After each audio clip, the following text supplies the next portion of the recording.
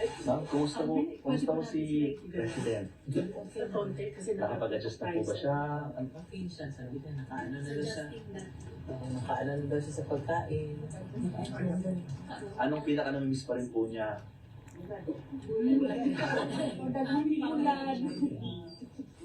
Family care, pagka detalye na sa family, parang masakitan siya. Gusto niya yung kami nag-visit kami na ayaw magdetalye ng si ganito, na apo, mga ganyan.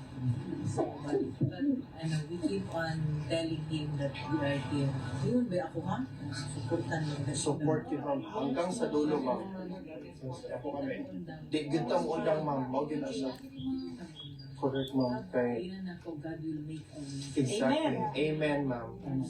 Kung siya pinaka-na-miss ni former President, ma'am, sa Pilipinas? Sa Pilipinas? Pilipinas In general na? In general. Siyempre dito. Yes, ma'am. Pero, you know what? Wala. But, yun ang mga they've so kind. I think, kung siya ni presidente na siya diha. The people, you know, the mga guys has been assuring me, do not worry, we are taking good care of him. Paano siya, even during the time now, during sa Villa mo, di ba? Kami, we were so, I asked him how do you feel? Are you angry? He said no. Ano siya na, kaya yung mga gumawa sa kanya dito, babaan na impyerno kayo. Because wala siyang, kami pa may masakit yung ako ba, sabi ko sa kanya, pero sabi niya, no, yun ang maano talaga siya ng tao. Yung kilala niya, naging presidente. Yes, ma'am. Exactly, ma'am. Saka, yung all he cared for was about his country and about his country. Alam niyo yan na. There's no doubt, ma'am. There's no doubt. Kaya, that's why ako, to be honest with you, mautanag sa Ginoo. Nga naman, Lord. Up to now, I'm still, question mark. So, buti sana kung naging tarantado, magnanakaw, diba? Diba? Wala tinanong wala nag-abuso katong time na kuan ka, wala na, there was no air about him na presidente siya. That was my prayer for before ba na, Lord, help me to remain humble. And then, same po sa iyahan na, kita niyo man mag-asta. Wala siyang air na. Kaya ba siya message, ma'am? Actually, this one is win-win sa iyaha Nakita niyo naman. Nakita niyo naman na. Kala nila yun ang that will put him down. Mali sila. Wrong. Nagsisimula pa lang po. Maraming simula. Kaya ba siya?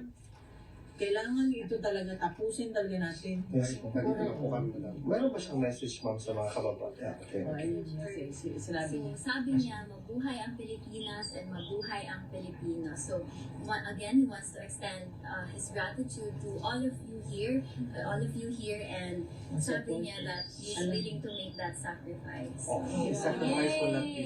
We will extend our gratitude. Yes, ma'am. We Thank you. So, talaga? take note of his sacrifice for this. The sacrifice for all of you to know what's happening. Yeah. He sacrificed more than us. Yeah.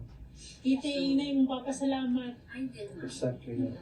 He's very happy to know na you're still here outside. Hanggang sa dulo. Every time you visit, he thinks na no one's outside anymore. But I do assure him that no, there's still people outside. And I told him na medyo madami kayo. I told him that Ayaw dayon oras ka ugmaon. Ma'am, What's yung reaction ni former President, ma'am, na gilabel na siya na Duterte Park? Nakawag siya.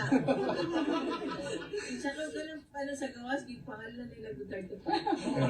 Tapos ako na every time gagaling siya outside, di ba, ginasabihan niya ang mga pulis na we want our president home. Yung mga pulis, we also want him home. Yeah. Exactly. That is true, ma'am. Yung gid ang police bitaw ana, dayon gid sila. Ma'am, paano mo pinag-aandalan ng family? Kasi malaki na po yung gastos din po ninyo sa pagbiyahe-biyahe. Tapos mga foreigner po yung mga lawyers po natin. Ganun talaga. Kaya sinabi ko nga paghahandaan namin kahit na mangutang kami, gagawin namin. Because we told him we are going to support him also. Yun